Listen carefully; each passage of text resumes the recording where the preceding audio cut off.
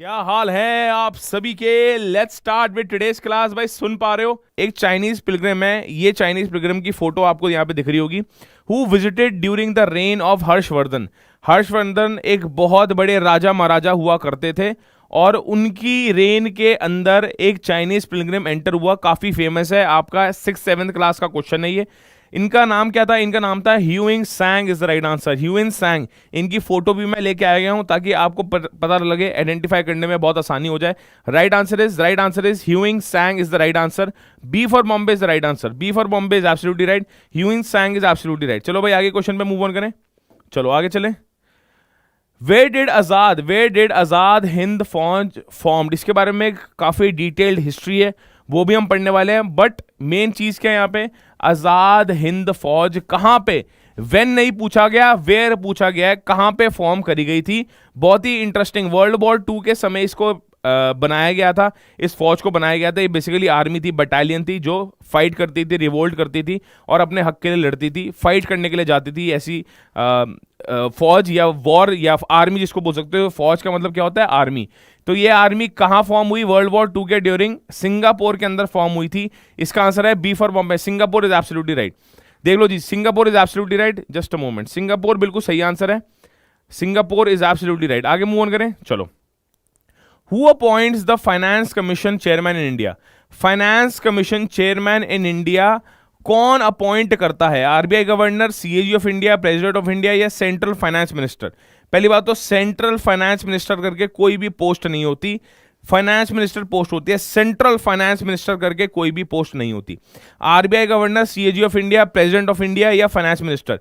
ABCD में से right answer जल्दी से बता दो क्या होगा। राइट आंसर क्या है? Right answer is president of India appoints the finance commission chairman of India. President of India इनको अपॉइंट करता है। सी फॉर कैलकाटा बिल्कुल सही इसका आंसर होना चाहिए। आगे आ जाए। चलो, which of the following periods is known as the plan holiday in India. Plan holiday एक ऐसा पीरियड है जब 5 ईयर प्लान्स फेल हो गए थे। वो कौन सा पीरियड था? The period was 1966 to 1969। समझते हैं क्या है प्लान हॉलिडे। एक बार प्लान हॉलिडे समझा देता हूं। Due to miserable failure of the third plan the government was forced to declare plan holiday. देखो यार, प्लानिंग कमीशन आपको पता होना चाहिए।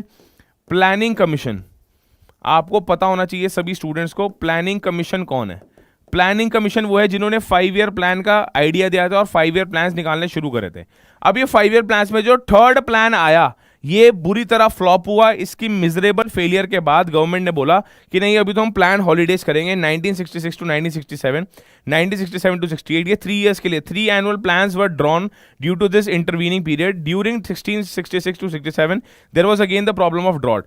तो इस ड्यूरिंग आपके पास ड्रॉट की भी प्रॉब्लम अराइज हुई थी। और अब आपको सबको पता होना चाहिए, प्लानिंग कमीशन को रिप्लेस कर दिया किसने? Planning commission has been replaced by think tank of India. Think tank of India क्या है? नीति आयोग। थिंक टैंक नीति आयोग से रिप्लेस ये हो चुकी है। नीति आयोग से रिप्लेस ये हो चुकी है। Think tank of India is NITI Aayog. समझ गए भाई? प्लानिंग कमीशन ने ये जो प्लान्स इंट्रोड्यूस करे थे उसमें थर्ड प्लान फेल होने के कारण इस पीरियड को प्लान हॉलिडे बोला जाता है। Right answer is plan holiday, इसको बोला जाता है। How many members of the Lok Sabha are directly elected by the people of India. Lok Sabha के अंदर directly elected by the people कितने मेंबर्स होते हैं? Right answer is 543। और ऐसे भी बोलते हैं 543 कॉन्स्टिट्यूएंसीज हैं इंडिया के अंदर। तो कॉन्स्टिट्यूएंसीज के अंदर ये जो 543 है, इस एरिया के अंदर इलेक्शंस होते हैं, उससे ही ये जो मेंबर्स ऑफ द लोकसभा है वो इलेक्ट करे जाते हैं। तो 543 इज एब्सोल्युटली राइट। 543 बिल्कुल सही आंसर है। आगे मूव ऑन करें। 543 बिल्कुल सही है जी। आगे आ जाओ। चलो, how many countries are non permanent member of the UN security council. देखो यार, यूएन सिक्योरिटी काउंसिल्स के 2 तरह के मेंबर्स होते हैं। एक परमानेंट मेंबर्स। परमानेंट मेंबर्स की मैं लिस्ट आपके पास यहां पे लेके आया हूं। China, France, Russia, UK, US. China, France, Russia, United kingdom, USA. Non permanent members की एक लिस्ट में आपके पास लेके आया हूं। अल्बानिया, ब्राजील, गबोन, गाना, India, Ireland, Kenya, Mexico, Norway और यूनाइटेड अरब एमिरेट्स। तो ये जो अरब एमिरेट्स को मिलाकर ये कितनी कंट्रीज हैं टोटल? ये टोटल 10 कंट्रीज हैं। अगर परमानेंट मेंबर्स की बात करें, अगर आप परमानेंट मेंबर्स की बात करो, there are 5 permanent members. 1 2 3 4 5। China, France, Russia, UK, US 5 permanent हैं। 5 परमानेंट है और 10 नॉन परमानेंट है। 10 क्या है? Non permanent. ये 10 के 10 आपके नॉन परमानेंट मेंबर्स हैं, ठीक है, कोई प्रॉब्लम तो नहीं है। 10 नॉन परमानेंट मेंबर्स हैं। Who is known as the father of geometry? Father of geometry कौन है? पता होगा आप। Father of geometry Pythagoras. Majority student इसका आंसर देते हैं। The right answer is Euclid. Euclid को फादर ऑफ ज्योमेट्री बोला जाता है। Right answer is Euclid. Who invented the polio vaccine oral? देखो, पोलियो वैक्सीन की जो ड्रॉप्स होती हैं वो किसने इन्वेंट करी थी? ओरल का मतलब आपको कोई इंजेक्शन नहीं लेना, सिर्फ एक ड्रॉप लेनी है अपने मुंह के अंदर, आप उसको स्वॉलो करो और आपका पोलियो वैक्सीन कंप्लीट। तो पोलियो की वैक्सीन ड्रॉप में, पोलियो की वैक्सीन जो ड्रॉप में मिलती है उसको बोलते हैं polio vaccine in oral format. तो ओरल फॉर्मेट में किसने इन्वेंट करी थी? एक बार जल्दी से बताओ। Polio vaccine in oral format किसने इन्वेंट करी थी? Robert Koch, Albert Sabin, Jonas Salk या बर्क होल्डर? यहां पे यार, यहां मैंने इनका फोटो भी लगा दिया ताकि आपको पता होना चाहिए उनकी फोटो दिखती कैसी है। Right answer is Albert Sabin is right answer. Albert Sabin इनका बिल्कुल राइट आंसर है प्यारे बच्चों, इनका आंसर है एल्बर्ट सेबिन। एल्बर्ट सेबिन बिल्कुल सही है। Who invented the polio vaccine oral? Albert Sabin ने पोलियो वैक्सीन ओरिजिन करी थी। Right answer is Albert Sabin. Indira Gandhi cup is associated with? Indira Gandhi cup football से एसोसिएटेड है, याद रहना चाहिए तुम्हें। इंदिरा गांधी कप फुटबॉल से एसोसिएटेड है, कोई प्रॉब्लम तो नहीं है। Right answer is B for Bombay is right answer. Very good, B for Bombay बिल्कुल सही है जी। Nehru trophy is associated with? Nehru trophy कौन से गेम से एसोसिएटेड है? कबड्डी, टेबल टेनिस, फुटबॉल या hockey? Right answer is football. Nehru trophy football से रिलेटेड है। नेहरू कप या Nehru trophy was launched in 1982 by the all India football federation, IFF। Right answer is all India football federation. इन्होंने Nehru cup launch किया in the memory of India first prime minister Pandit Jawaharlal Nehru, known as ONGC Nehru Cup for sponsorship reasons. It was held once every 2 years. The first edition was inaugurated by Prime Minister Indira Gandhi, and Uruguay lifted the trophy with 2-0 win against China PR. It was not held from 1988 to 2007. तो basically जो Nehru cup है उसको discontinue करा गया बीच में। और Nehru cup originally कब launch हुआ था? 1982 में। इंदिरा गांधी प्राइम मिनिस्टर थी, उन्होंने इनॉग्रेट किया था इसको। किसकी याद में किया था? प्राइम मिनिस्टर पंडित जवाहरलाल नेहरू की याद में इस कप को लॉन्च किया गया था। फुटबॉल का कप है, ठीक है जी। Right answer is football is right answer. आगे आ जाओ। टीचर्स डे कब सेलिब्रेट होता है? सितंबर 5 इज राइट आंसर। अच्छा, टीचर्स डे पे किसका बर्थडे होता है? कोई बता सकता है? जल्दी से बताओ। टीचर्स डे पे बर्थडे किसका होता है? सेशन को जल्दी से जल्दी सारे लाइक करो। सेशन को जल्दी से जल्दी प्यारे बच्चे सारे लाइक कर दें। टीचर्स डे किसकी याद में सेलिब्रेट किया जाता है? राइट आंसर इज सितंबर 5 तो है।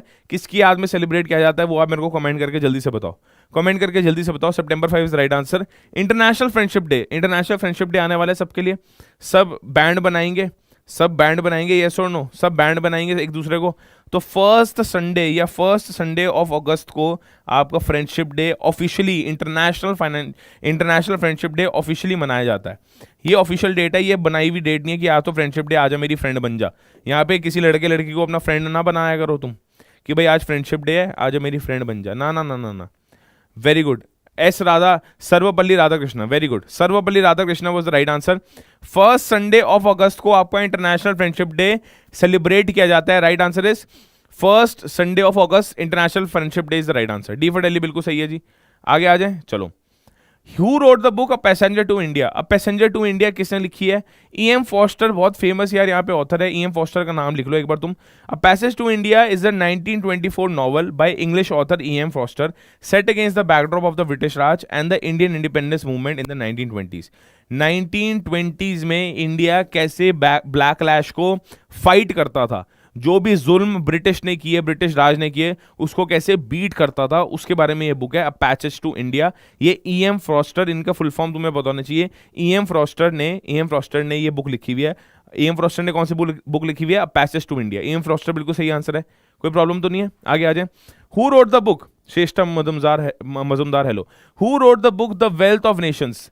द वेल्थ ऑफ नेशंस किसने लिखी है? Wealth of nations Adam Smith ने लिखी है, father of economics, micro economics.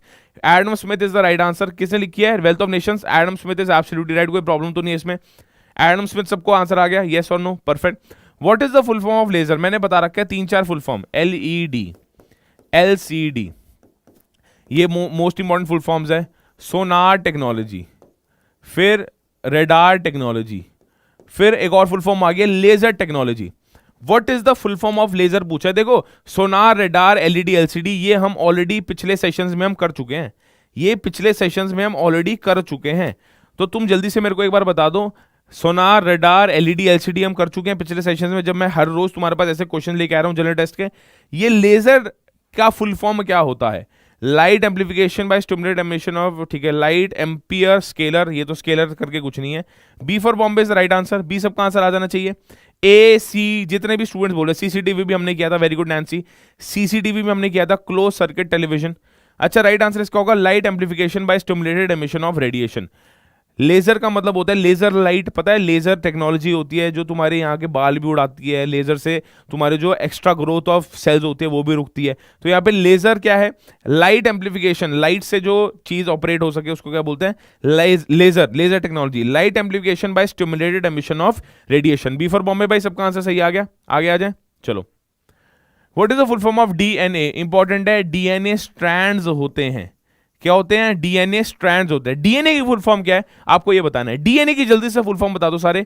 Deoxy ribonucleic acid, right answer is deoxy ribonucleic acid is the right answer. C for Calcutta इसका बिल्कुल सही आंसर है, पता होना चाहिए, बायोलॉजी के बच्चों को पता होगा, तुम्हें भी सबको पता होना चाहिए। सी फॉर कैलकाटा बिल्कुल सही आंसर है। What is the point on the ground vertically above the focus called? अच्छा, पॉइंट ऑन द ग्राउंड कुछ इस प्रकार से फिगर बनती है, ये फॉल्ट लाइन, मतलब ये ग्राउंड है, ये ग्राउंड से पॉइंट ऐसे गया, फिर एक पॉइंट यहां आता है, इसको बोलते हैं हाइपर सेंटर, इसको बोलते हैं फोकस पॉइंट। फोकस पॉइंट से जैसे ही इसको वर्टिकली तुम ग्राउंड के ऊपर लेके आओगे तो इस पॉइंट को क्या बोलते हैं? हाइपर सेंटर बोलते हैं। अंडरनीथ द ग्राउंड के पॉइंट को, ऊपर वाले पॉइंट को जो ग्राउंड पे दिखता है उसको क्या बोलते हैं? Epicentre is the right answer. B for Bombay बिल्कुल सही है, ठीक है जी, बी फॉर बॉम्बे बिल्कुल सही है, कोई प्रॉब्लम तो नहीं है। OP pronunciation, perfect perfect. Let's start. AP centre बिल्कुल सही आंसर है, एपी सेंटर इसका बिल्कुल सही आंसर है जी, बी फॉर बॉम्बे। आगे आ जाओ। Which of the following islands Indira point is located? कौन से आइलैंड पे इंदिरा पोर्ट लोकेटेड है? क्वाइट फेमस लैंडमार्क, लोग जाते हैं इसको देखने के लिए। Right answer is great Nicobar is the right answer. Great Nicobar करके एक जगह है, इस आइलैंड के ऊपर आपके पास Indira port is located, great Nicobar. Right answer क्या होगा? Guru Gopinath was an exponent of, मतलब गुरु गोपीनाथ एक डांसर हैं, वो कौन से डांस की स्पेशलाइजेशन में माहिर है? उनकी क्या स्पेशलाइजेशन है? कौन से डांस फॉर्म में वो स्पेशलाइजेशन रखती हैं अपनी? गुरु Gopinath was an exponent of Kuchipudi, Kathakali, Bharatanatyam या मणिपुरी। राइट आंसर जल्दी से बता दो। गुरु गोपीनाथ की शक्ल भी तुम्हें पता होनी चाहिए, तो थोड़ा सा रिकॉल आना तुम्हें शुरू हो जाएगा। इसका राइट आंसर है Kathakali is the right answer, B for Bombay. 19 का कथकली बिल्कुल सही आंसर है, गुरु गोपीनाथ अब याद रहेगा, B is the right answer. अच्छा, पद्मा सुब्रमण्यम, इनके बारे में पहले भी मैंने कभी ना कभी क्वेश्चंस में आपको करवा रखा है, इंपॉर्टेंट नेम है। Padma Subrahmanyam is an exponent of classical word, Bharatanatyam is the right answer. Bharatanatyam south India में यूज होता है, और ये जो सुब्रमण्यम नेम है ये भी साउथ इंडियन ओरिजिन है इस नेम का। साउथ इंडियन फैमिलीज में ये नेम यूज होता है, ये कास्ट यूज होती है। तो Subrahmanyam Bharatanatyam is the right answer, C for Calcutta. तो क्लासिकल भरतनाट्यम की फेमस आर्टिस्ट या फेमस डांसर तुम बोल सकते हो पद्म सुब्रमण्यम डांसर हैं किसकी? क्लासिकल भरतनाट्यम की। सी फॉर कैलकाटा बिल्कुल सही है, ये मैं करवा चुका हूं पहले आपको, क्वेश्चन किसी और फॉर्म में आया था, बड़ी अच्छा क्वेश्चन है, इंपॉर्टेंट क्वेश्चन है। आ जाओ, चलो okay, just a moment. Which is the first country to hold the Asian games? तुम्हें हैरानी होगी सुन के, बट इंडिया के अंदर सबसे पहला एशियन गेम्स कंडक्ट करवाया गया था। इंडिया के अंदर सबसे पहला एशियन गेम्स कंडक्ट करवाया गया था। आप सभी स्टूडेंट्स का टारगेट 100+ लाइक्स है अभी के अभी। लाइक्स कंप्लीट करते ही ऐसे और सेशंस आपके पास आने शुरू हो जाएंगे। जितने भी जनरल टेस्ट की लाइव क्लासेस है ना, उन सब की एक प्लेलिस्ट मैंने बना रखी है, टेलीग्राम ग्रुप पे जुड़ जाना, इसी चैनल के प्लेलिस्ट सेक्शन में भी जाके देख सकते हो, सारी प्लेलिस्ट आपको मिल जाएगी। आगे आने वाले टाइम में अगस्त के अंदर ये क्वेश्चंस बहुत इंपॉर्टेंट होने वाले हैं, तुम हैरान हो जाओगे सुन के क्वेश्चंस आपको दिखेंगे। इंडिया के अंदर सबसे पहला एशियन गेम्स कंडक्ट करवाया गया था, स्टैटिक जी का क्वेश्चन है, India is the right answer. ठीक है जी, आगे आ जाए। How many players are there in the cricket team? 11 players होते हैं, ये मत बोल देना 16 होते हैं या 15 होते हैं सर, बाय में भी तो बैठे होते हैं, एक प्लेयर अगर इंजर्ड हो गया तो दूसरा प्लेयर भी तो आ सकता है। 11 टीम होते हैं ऑफिशियली जो ग्राउंड पे खेल रहे हैं एक टीम से। Right answer is 11 is the right answer. अच्छा, with which country India celebrates Maitri Diwas on 6 दिसंबर to commemorate the diplomatic ties? Maitri Diwas basically एक बॉन्डेज का पॉइंट है, एक सेलिब्रेशन है जो इंडिया किसी और कंट्री के साथ सेलिब्रेट करता है ताकि उनके डिप्लोमेटिक टाइज मेंटेन रहे, डिप्लोमेटिक टाइज बने रहे। उस कंट्री का नाम ये पूछ रहे हैं, कंट्री का नाम है बांग्लादेश।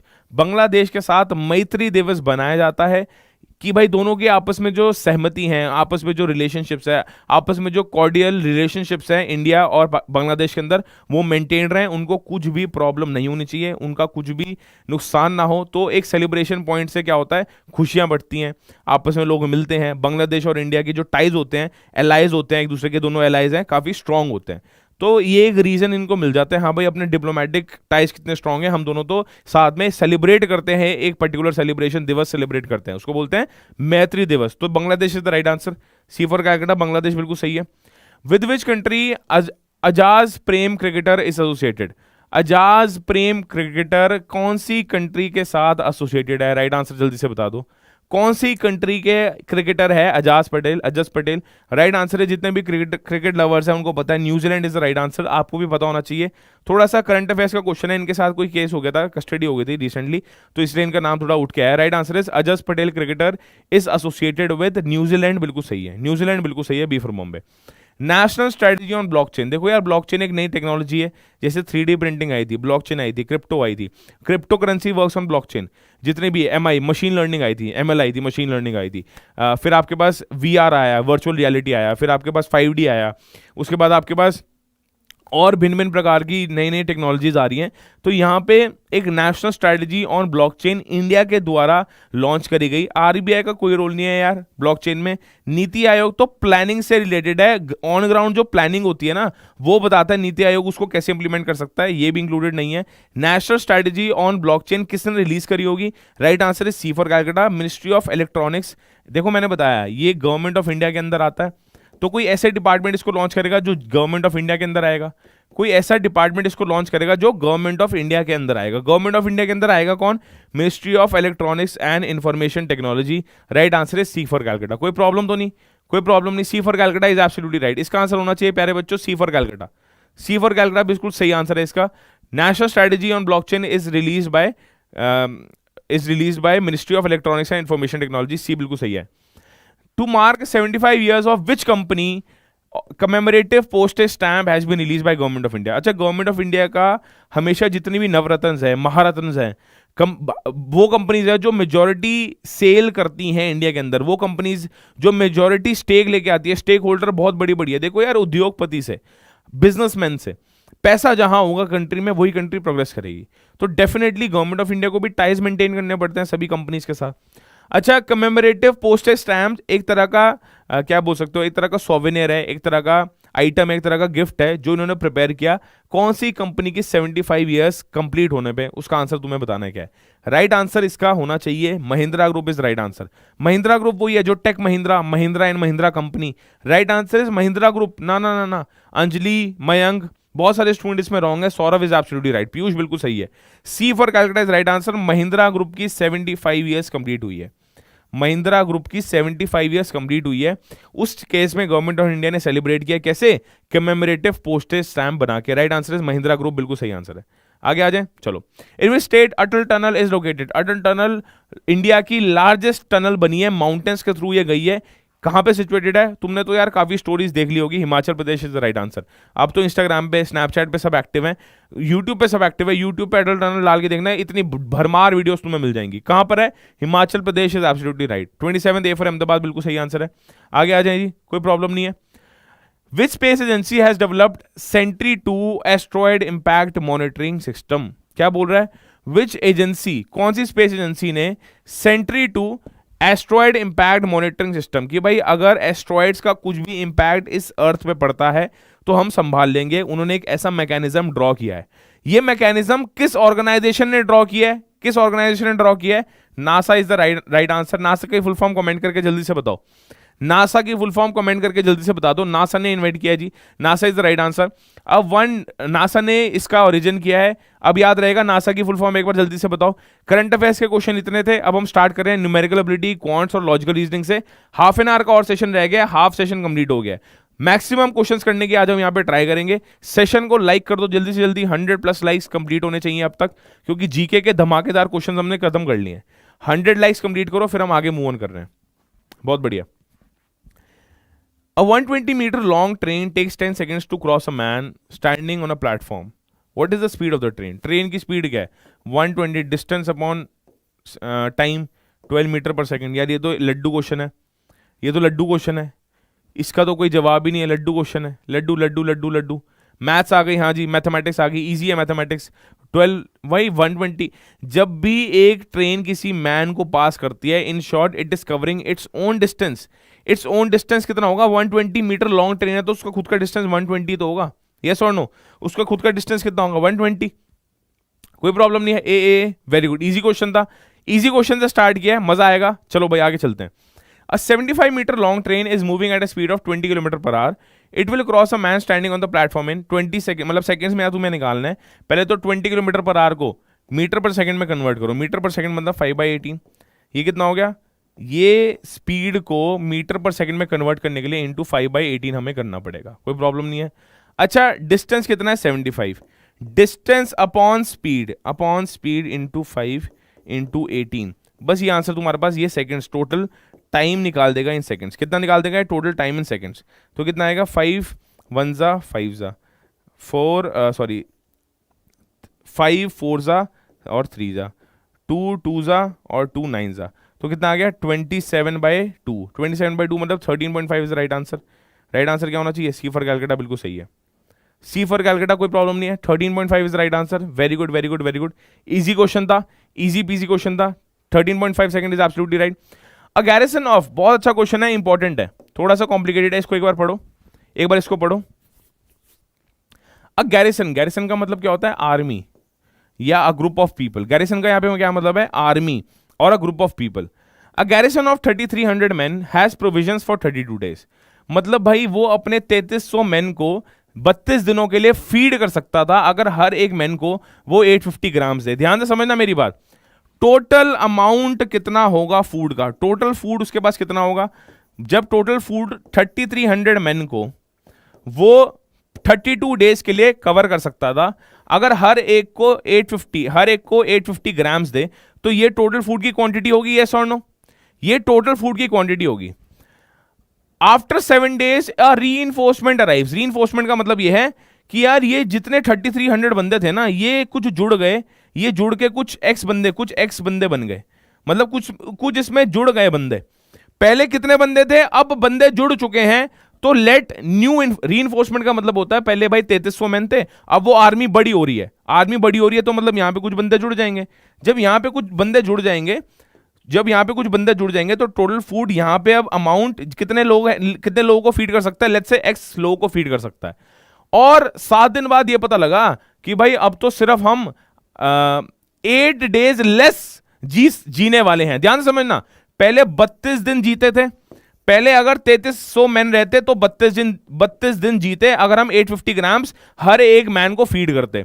बट अब 32 में से 7 दिन तो चले गए, 32 में 7 दिन चले गए, कितने रह गए? 25। और 25 दिन के बाद ये पता लगा भाई अब तो हम 8 दिन लेस जी सकते हैं। 8 दिन लेस मतलब इसमें से -8 और कर लो, मतलब 17। अब हम सिर्फ और सिर्फ 17 दिन जी सकते हैं। तो मतलब एक्स मैन को कितने मैन को, x amount of x number of man को कितने दिन के लिए फीड कर सकते हैं? और 17 दिन के लिए फीड कर सकते हैं। कब? जब हम 825 ग्राम्स पर हेड दें, जब हम 825 ग्राम्स पर हेड दें। इन शॉर्ट ये जो सप्लाई की मैं बात कर रहा हूं, इन शॉर्ट दोबारा समझ लो मेरी बात, ये देखो, ये जो सप्लाई की मैं बात कर रहा हूं, ये supply will be equal to this supply. क्योंकि पहले 3300 मैन को खिला रहे थे 32 दिनों के लिए, 850 ग्राम्स पर हेड दे रहे थे, पर बंदे को खिला रहे थे। यहां पे एक्स बंदों को खिला रहे हैं 17 दिनों के लिए 825। तो यार ये दोनों सेम ही तो होंगे, यस और नो? ये दोनों क्या होंगे? सेम होंगे। ठीक है जी, इंटू 25 17।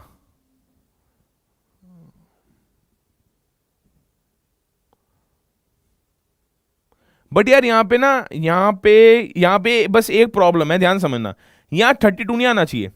यहां पे एक प्रॉब्लम है, यहां 32 नहीं आना चाहिए। देखो यहां पे क्या आना चाहिए, यहां पे 32 डेज तो इनिशियली था, 32 डेज, उसके बाद 7 दिन तो उन्होंने खाना खा लिया ना, 25 दिन का माल रह गया, 25 दिन का फूड रह गया।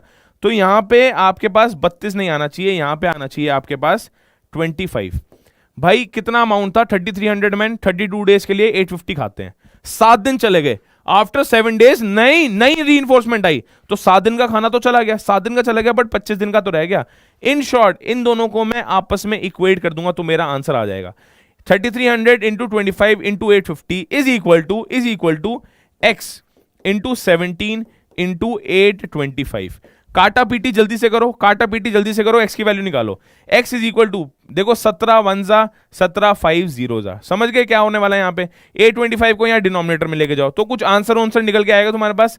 एक्स की वैल्यू टोटल आएगी 5000, मतलब पहले 3300 मैन को कवर कर रहा था, अब 5000 मैन को कवर करेगा। Yes Ankit you are right, 5000 man को कवर करने का मतलब बताऊं क्या है, पहले 3300 कर रहा था अब 5000 को कर रहा है, तो एक्स्ट्रा कितने आए, how many more man can it feed, 5000 minus 3300 का मतलब होता है 1700 is right answer. I am sure बात समझ आ गई। भाई फूड बचा कितना गैरिसन में, 3300 32 डेज के लिए जी सकते थे 850 ग्राम्स, 7 दिन निकल गए, भाई बचा तो फिर 3300 25 इंटू 850, क्योंकि 7 दिन निकल गए 25 दिन का खाना बचा। अब नए बंदे ऐड हो गए, कितने ऐड हुए हमें नहीं पता, वही तो निकालना है। एक्स इंटू 70 डेज के लिए हम जीवित रह सकते हैं अगर 825 पर हेड मिलेगा। इन दोनों को इक्वेट कर देंगे तो एक्स की वैल्यू कितनी आएगी 5000। नए मैन कितने ऐड हुए 5000 minus 3300 1700 is the right answer. आगे आ जाओ, बहुत बढ़िया। ए वर्क्स, ये सेम क्वेश्चन मैंने कल कराया था, मोस्ट इंपॉर्टेंट है, बार बार आ रहा है, तुम्हारे पास आने के पूरे पूरे चांसेस हैं। A works thrice as much as B, ध्यान से समझना। ए और बी की एफिशिएंसी में रेशो क्या है, A works thrice as much as B, ये मैंने बताया, ये तो एफिशिएंसी का रेशो है। इनके डेज का रेशो क्या होगा, इनके डेज का रेशो होगा 1:3।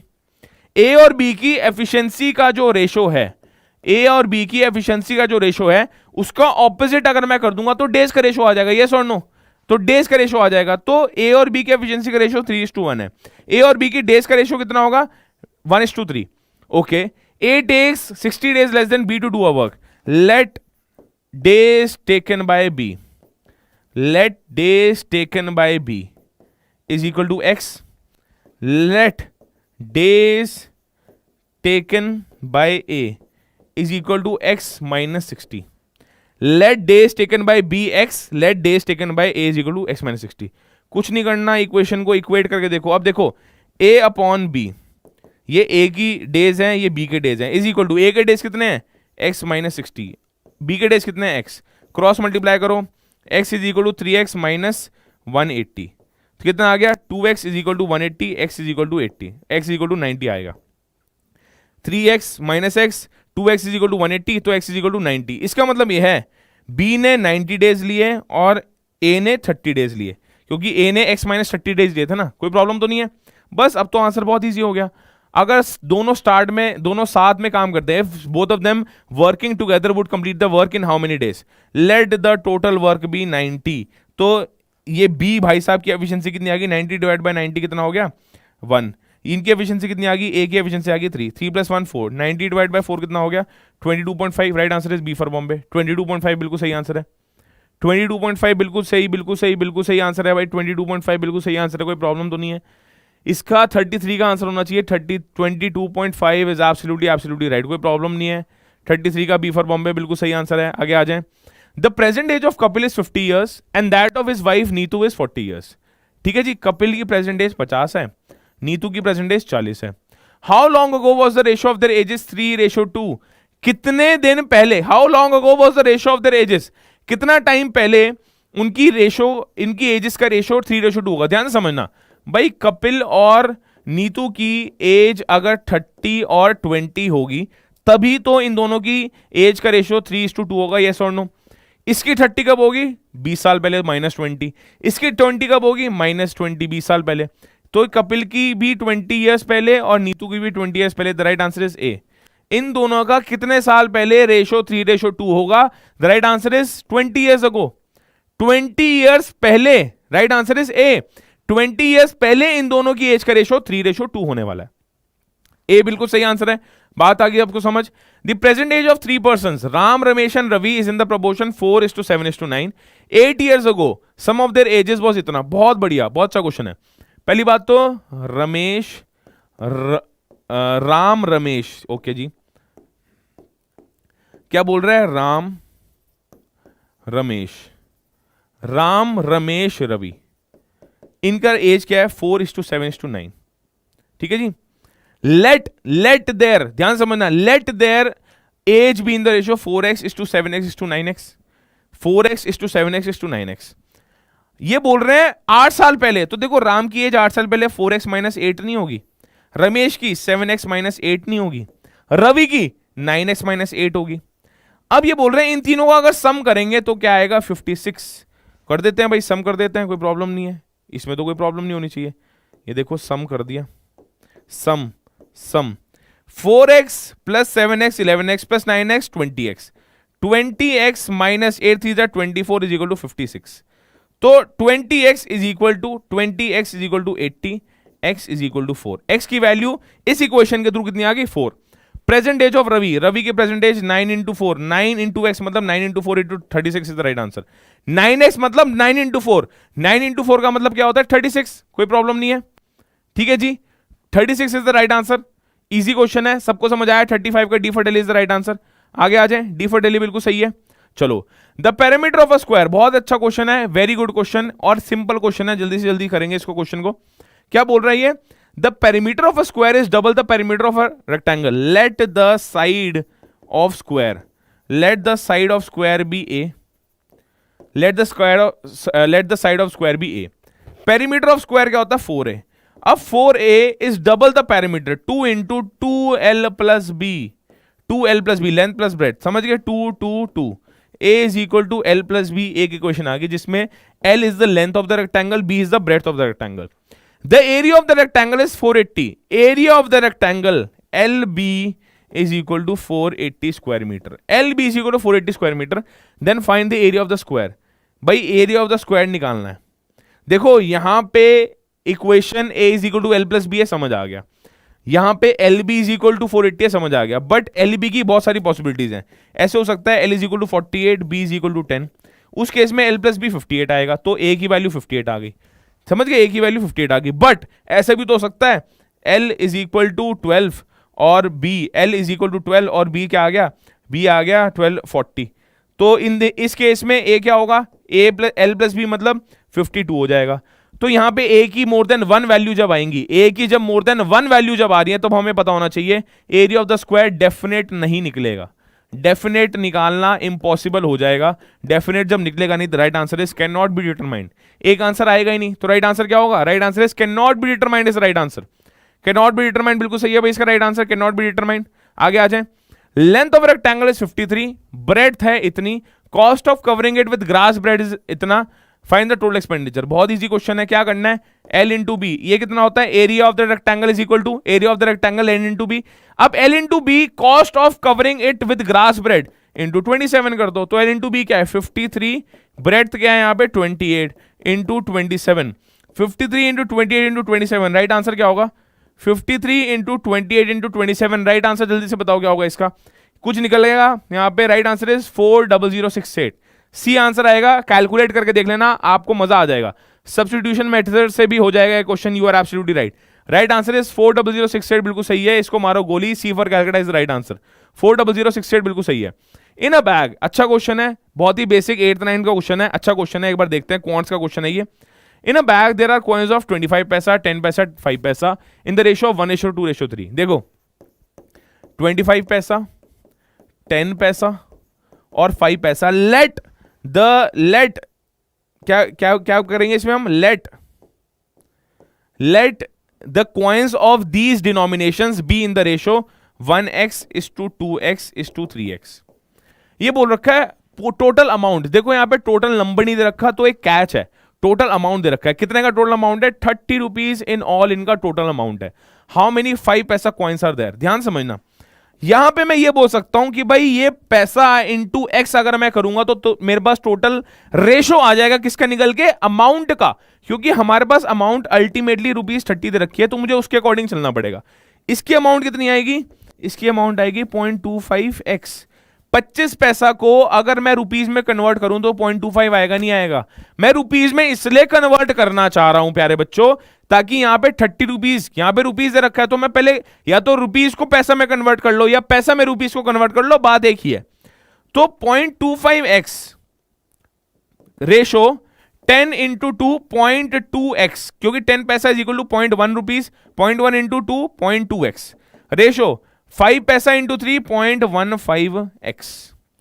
इनको जब मैं ऐड करूंगा 0.25 प्लस 0.2 प्लस 0.15 2 3 4 5 6, तो टोटल आएगा 0.6x, 0.6x equal to 30 rupees, x is equal to 30 divided by 0.6, इसको इंटू 10 करूंगा तो कितना आएगा भाई 550, x की वैल्यू कितनी आ गई 50। x की वैल्यू जब मेरे पास 50 आ गई तो मुझे यह पता लग गया अगर मैं x को यहां पुट करूंगा तो 5 पैसा कॉइन्स आ जाएंगे, x को यहां पुट करूंगा 10 पैसा, x को यहां पुट करूंगा तो 25 पैसा कॉइन्स मेरे पास आ जाएंगे, कोई प्रॉब्लम ही नहीं है। तो यहां पे क्या निकालना है हमें, हाउ मेनी 5 पैसा कॉइन्स, तो 3x is equal to 3 into 50, 150 is the right answer, 3x is equal to 3 into 50 is equal to 150 is the right answer. C for calculator right answer सबका सही है, कोई प्रॉब्लम तो नहीं है। 38 का सी फॉर कैलकुलेटर भाई सबका आंसर बिल्कुल सही है, कोई प्रॉब्लम नहीं है। The monthly salaries of A and B are in the ratio, अच्छा ए एंड बी की monthly salaries 5x by 6x है, मान लेते हैं दोनों को इंक्रीमेंट मिला और इनका न्यू रेशो 11:13 आ गया, मतलब 5x by 6x plus 2000 divided by plus 2000 is equal to 11/13। एक तो मेथड होता है, दो मेथड है देखो इसके, एक तो मेथड होता है क्रॉस मल्टीप्लाई कर लो, क्रॉस मल्टीप्लाई करके x की वैल्यू निकल आएगी, फिर x की वैल्यू निकल आएगी तो new monthly income of a आ जाएगी। खुद एक लॉजिक लगाओ, new monthly income of a is to b क्या है 11:13, तो a की जो भी इनकम होगी वो 11 का मल्टीपल होगी या नहीं होगी, क्या होगी 11 का मल्टीपल, दोबारा बता देता हूं 11 का मल्टीपल होगी, क्या मल्टीपल ऑफ 11, क्या what is the new monthly salary of a, the monthly salaries of a and b are in the ratio 5:6, ठीक है जी।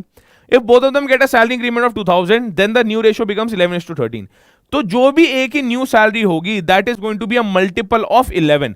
यहां पे a की सैलरी पूछी है, मल्टीपल ऑफ 11 सिर्फ a का है, D for Delhi is the right answer. सीधा लॉजिक लगाओ, इसको तुम क्रॉस चेक भी कर सकते हो, क्रॉस वेरीफाई भी कर सकते हो, क्रॉस चेक भी कर सकते हो, इसको क्रॉस वेरीफाई भी कर सकते हो।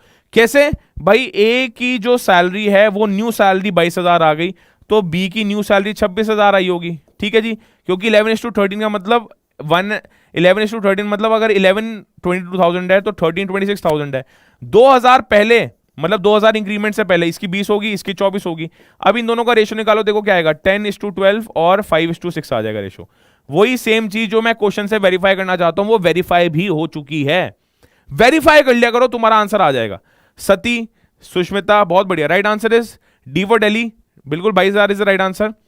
भाई 5.4 kg का 18 ग्राम्स कितना परसेंटेज है, ये पूछना चाह रहे हैं। 5.4 kg का 18 ग्राम्स कितना परसेंटेज है, तो 18 ग्राम्स पहले आपको करना क्या है, 5.4 kg को ग्राम्स में कन्वर्ट करो, 5.4 इंटू 1000 तो ये गया 10, ये गया 5400, तो 18 इसका मतलब ये है 5400 ग्राम्स। देखो मैंने जब यहाँ पे वेट सेम करने का लॉजिक इतना सा है, अब मैं रेशो निकालने में ज्यादा आसानी हो जाएगी मेरे को, कोई प्रॉब्लम तो नहीं है।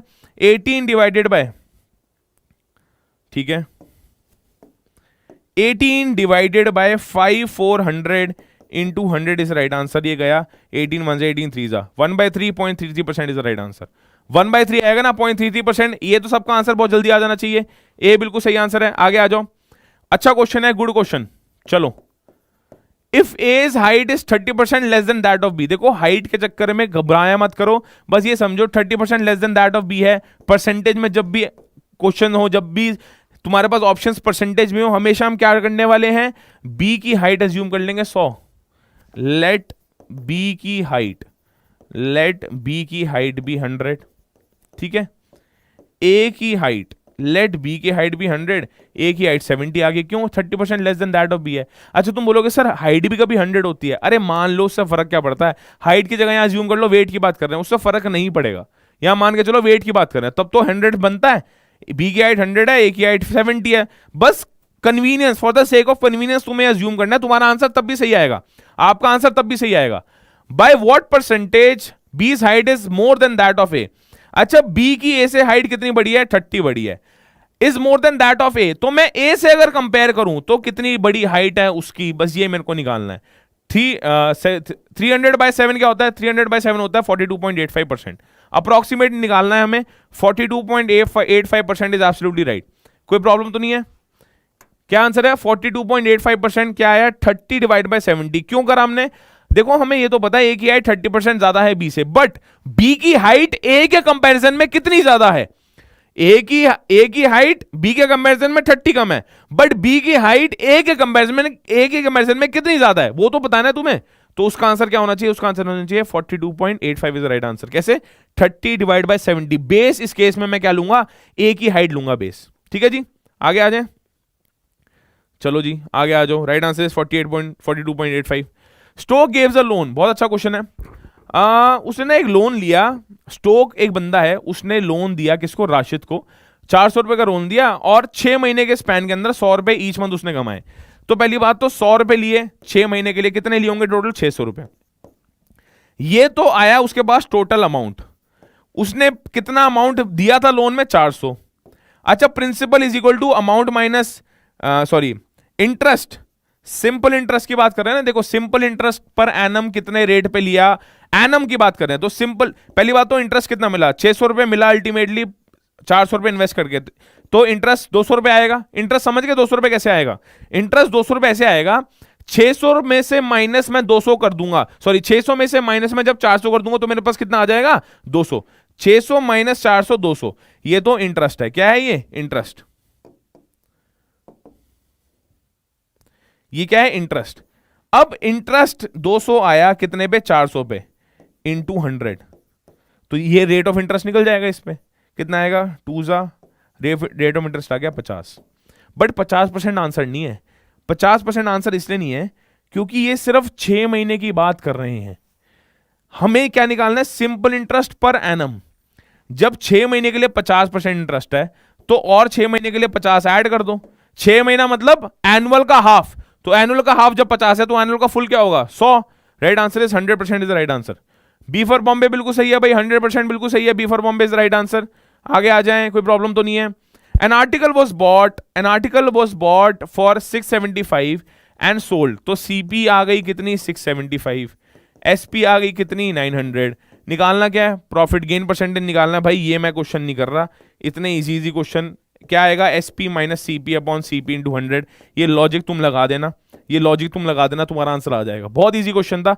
आगे मूव ऑन करते हैं। ये लॉजिक मैं नहीं लगा रहा भाई, तुम खुद कर लेना इस सवाल को। A person buys a house, अच्छा क्वेश्चन है, थोड़ा सा कॉम्प्लिकेटेड है बट बहुत इजीली तुम्हारे से हो जाएगा।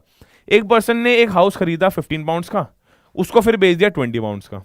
कितना प्रॉफिट हुआ होगा? 5 पाउंड्स का। उसने एक साल बाद वो सेम हाउस 30 पाउंड्स का दोबारा खरीदा और दोबारा उसको 40 पाउंड्स में बेच दिया, 40 पाउंड्स में बेच दिया। Overall percent for that person in the both transactions is, overall उसको क्या गेन या लॉस हुआ वो तुम्हें बताना है। देखो यार लॉजिक समझो, इसमें तुम ये देखो उसने स्पेंड कितनी करी। सबसे पहले उसने बाई किया 15 के लिए, फिर उसने बाई किया 30 के लिए, तो टोटल अमाउंट स्पेंड, उससे फर्क नहीं पड़ता वो एक बार खरीदे, 12 बार खरीदे, 1000 बार खरीदे, टोटल अमाउंट इन दोनों ट्रांजैक्शन में कितना स्पेंड हुआ है और टोटल अमाउंट इन दोनों ट्रांजैक्शन में कितना अर्न हुआ है, उनको कंपैरिजन करके मैं गेन या लॉस निकालूंगा। पहली बात तो गेन होने वाला है, ओवरऑल प्रॉफिट होने वाला है, इससे तो अग्री करते हैं सब। ओवरऑल प्रॉफिट है तभी तो परसेंटेज दे दी, यहां पे गेन या लॉस का फर्क ही नहीं है, ओवरऑल प्रॉफिट होने वाला है। ठीक है, तो टोटल कितना लगा, टोटल कितना पैसा खर्च किया, स्पेंड किया, 15 पाउंड प्लस 30 पाउंड कितना आ गया? 45 पाउंड। टोटल पैसा कितना स्पेंड किया? 15 pound plus 30 pound 45 pound. Total earning कितनी करी? टोटल अर्निंग्स कितनी करी? 20 पाउंड प्लस 40 पाउंड 60 पाउंड। बस एक बात बताओ, स्पेंडिंग क्या होता है? सीपी। अर्निंग्स क्या होता है? एसपी। बस अब सॉल्व कर लो भाई। टोटल कॉस्ट मतलब CP, total spending is equal to CP, total earnings is equal to SP. SP क्या है? 60 पाउंड।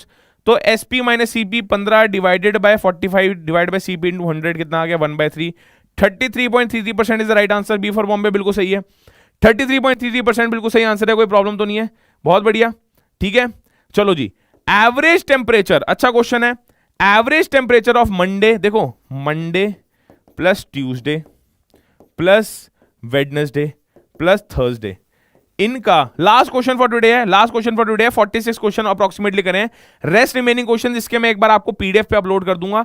ये जितनी भी यूट्यूब पे आपके पास लाइव क्लासेस हो रही है, इन सब की डिटेल्ड लेक्चर्स, इन सब का डिटेल्ड पीडीएफ्स आपको लर्न करो द लाइव लर्निंग ऐप पे मिल जाएगी। जैसे ही लर्न करो एप्लीकेशन फ्री ऑफ कॉस्ट है, कोई भी डाउनलोड कर सकता है। लर्न करो एप्लीकेशन डाउनलोड करो, स्टोर सेक्शन में जाओ, वहां पे स्टोर सेक्शन में एक फ्री बैच दिखेगा। ये एंड का टाइम बहुत क्रूशियल है, आपको सारी पीडीएफ डाउनलोड करनी चाहिए, दोबारा इन क्वेश्चंस को प्रैक्टिस करनी चाहिए। इनके सोल्यूशन यूट्यूब पे आपके पास अवेलेबल है, तो इनको जरूर डाउनलोड करो। Monday plus Tuesday plus Wednesday plus Thursday, इसकी पीडीएफ विद सॉल्यूशंस आपको लर्न करो एप्लीकेशन पे जाना, स्टोर सेक्शन पे फ्री बैच एक हमने बना रखा है, फ्री बैच के कंटेंट सेक्शन में मिल जाएगी। Monday plus Tuesday plus Wednesday plus Thursday का एवरेज टेम्परेचर 48 था, तो इनका टोटल टेम्परेचर 48 इंटू 4 होगा। सिमिलरली देखो ट्यूसडे, देखो मैं क्या कर रहा हूं, Tuesday plus Wednesday plus Thursday plus Friday, Tuesday plus Wednesday plus Thursday plus Friday का टोटल टेम्परेचर कितना होगा 46 इंटू 4।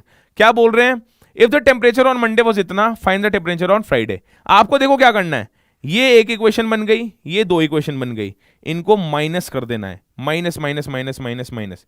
अगर आप माइनस करते हो तो आपको पता लगेगा ये कट गया, ये कट गया, ये कट गया, एक इक्वेशन निकल के आएगी Monday minus Friday, Monday minus Friday is equal to 8। कैसे, 48 into 4 minus 48 into 4 minus 46 into 4, तो 4 कॉमन लो, 48 माइनस 46 कितना आ गया, 4 इंटू 2 इज इक्वल टू 8, तो ये कितना आ गया 8। मंडे कितना दे रखा है 42 minus Friday is equal to 8, तो फ्राइडे कितना होगा 42 माइनस 8 कितना हो गया 40 minus 8 34 is the right answer. A for Ahmedabad बिल्कुल सही है, ए इसका आंसर बिल्कुल सही है प्यारे बच्चों। फ्राइडे क्या होगा, फ्राइडे होगा आपके पास 34, फ्राइडे का आंसर है 34 is the right answer, 34 is absolutely absolutely right. एक क्वेश्चन और कर जाओ, अच्छा क्वेश्चन है, एवरेज का क्वेश्चन है, एक क्वेश्चन और करेंगे भाई, एक क्वेश्चन और करेंगे, अच्छा क्वेश्चन है ये। क्या है, average age of 8 men is increased, okay, average age of 8 men is increase by 2 years, बहुत बढ़िया। when two of them whose ages are 21 and 25 are replaced by 2 new men। देखो यार, जो भी टोटल रही होगी, ये मान लो टोटल एज है, हमें नहीं पता टोटल एज क्या है, उससे फर्क पड़ता भी नहीं, टोटल एज ये है, उसमें अगर मेरे पास 8 men का टोटल एवरेज 16 से इंक्रीज हो रहा है, इसका मतलब बताऊं क्या है, ओके जस्ट अ मोमेंट, इसका मतलब बताऊं क्या है, इसका मतलब यह है कि टोटल एज में या जो बंदे गए, कितने बंदे गए 21 और 25 गए, टोटल एज से माइनस 21 हुए, माइनस 25 हुए, प्लस एक्स बंदे आए होंगे, प्लस एक्स बंदे आए होंगे, प्लस एक्स बंदे आए होंगे, ये तो ये क्या हुआ प्लस एक्स बंदे, एक्स यहां पे क्या है, एक्स 2 न्यू मैन का टोटल है, एक्स क्या है 2 न्यू मैन का टोटल है। अब यहां पे ये दो गए, मतलब माइनस 46 प्लस एक्स, कितना टोटल इंक्रीज आया होगा, 8 men की एवरेज में 2 years इंक्रीज हो गए, तो 8 इंटू 2 16 नहीं आया होगा। एक्स की वैल्यू यहां पे क्या आएगी, एक्स की वैल्यू यहां आएगी माइनस, एक्स की वैल्यू यहां पे आएगी 16, एक्स की वैल्यू यहां पे आएगी 16, लिख देता हूं एक बार, एक्स की वैल्यू यहां पे आनी चाहिए 16 प्लस 46 452 52 आनी चाहिए। टोटल मैन ध्यान से समझना, नहीं 4 5 62 आनी चाहिए, 62 आनी चाहिए। एक बार दोबारा एक्सप्लेन कर देता हूं, यहां पे क्या है, जो भी टोटल एज है उसके अंदर क्या हरकतें इन्होंने कर रखी है, उसके अंदर क्या इन्होंने मॉडिफिकेशन कर रखे हैं, वो मैं एक्सप्लेन करना शुरू कर रहा हूं।